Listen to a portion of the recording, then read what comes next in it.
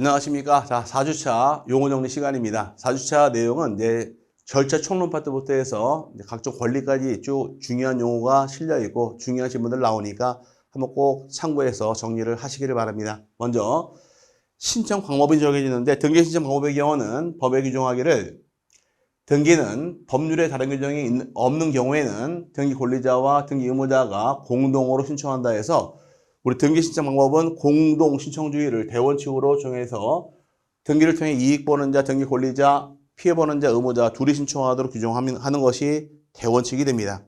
신청 방법은 공동 신청이 원칙이다가 자꾸 넘어가시고요. 예외 규정이 단독 신청이라는 것이 나오는데 우리가 흔히 소유권 보존 등기나 소유권 보존 등기에 대해서 말소할 당시에는 등기 명의인이 단독 신청하는 것이 내용이에요. 그럼 소유권 보존 등기 이거 외에도 뭐 상속 등기나 부동산 표시의 변경, 경정의 등기, 등기 명인 표시 변경, 경정의 등기 등 단독 신청은 많이 있는데 공부가 진행이 되면서 많이 알게 되니까 외우지 마시고 그냥 소유권 보존 등기 등은 단독 신청한다 정도 파악하시면 될 것 같습니다. 이외로서 단독이 가능한 경우도 있고요. 또 신청 정보, 등기 신청은 서류를 제공을 해야 돼요. 신청 정보 작성할 때 어떻게 작성할 것이냐 방법이 정해지는데 등기 신청은 한 건당 한 개 부동산에 관한 신청 정보를 제공하는 방식으로 하얀다 해서 1건 1신청주의를 채택을 합니다. 한 건별로 신청 정보를 하나씩 따박따박 내는 것이 원칙인 반면에 다만 단서가 있습니다. 다만 등기 목적과 등기 원인이 동일하거나 그 밖에 대부분 규칙으로 정하는 경우에는 같은 등기소 관할 내에 있는 여러 개 부동산에 관한 등기를 신청 정보를 일괄하여 제공하는 방법으로 할 수 있다 해서 이걸 다른 말로 일괄 신청을 하는데 여러 건을 한 건으로 묶어 신청할 수 있도록 허용합니다. 이걸 줄여서 일괄 신청거래예요. 요건은 3개가 충족해야 됩니다. 먼저 등기소가 같아야 되고 두 번째가 등기 원인이 같아야 할 것이며 목적이 같을 경우 일괄 신청할 수 있도록 허용한다 해서 등기소, 등기 원인, 목적이 동일할 경우에 여러 건을 한 건으로 묶어 신청하는 것을 무엇이라 부른다? 일괄 신청이란다 해서 나중에 신청 정보를 배울 당시에 이렇게 내용을 파악해서 정리가 들어갈 겁니다. 여기 작성하는 방법이 되고요. 또 등기 신청 적격 중에서 이번에는 법인안의 사단과 재단 등기 신청합니다.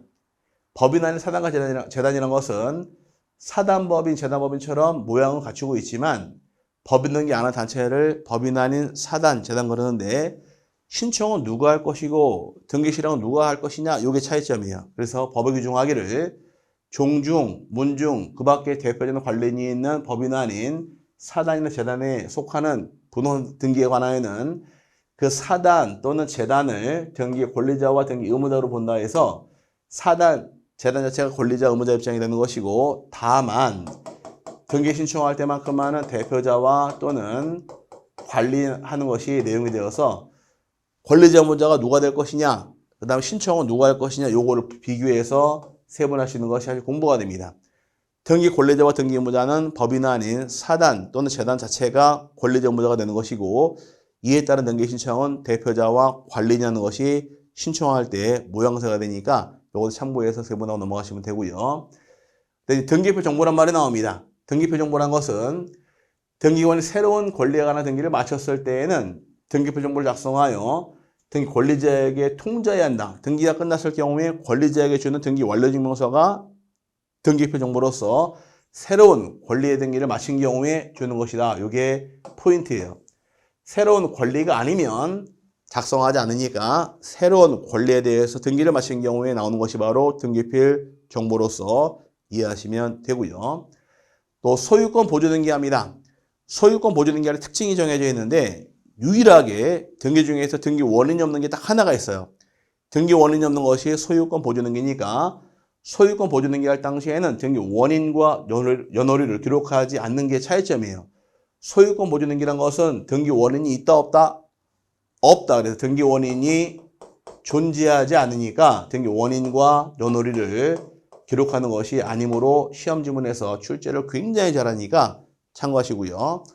또 소유권 보존 등기는 원칙 단독 신청이 원칙이 되겠지만 예외적으로 직권으로 보존 등기하는 경우가 존재합니다.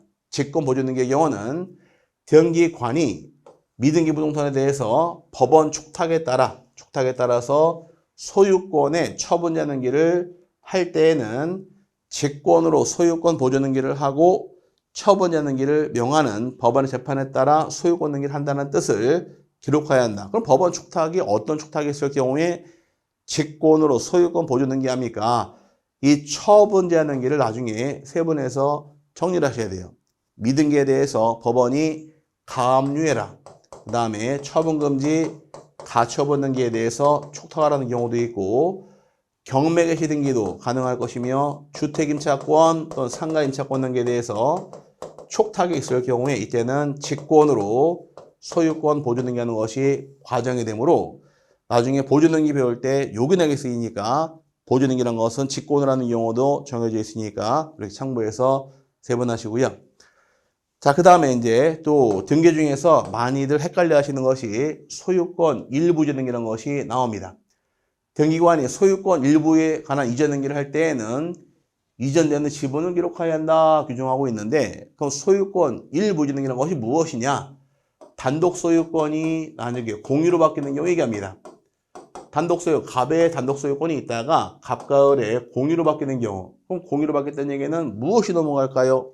지분이 넘어가는 경우를 소유권 일부 이전 등기를 사용을 하고 이때 이전되는 지분을 기록하는 것이 의무 규정으로 정해집니다.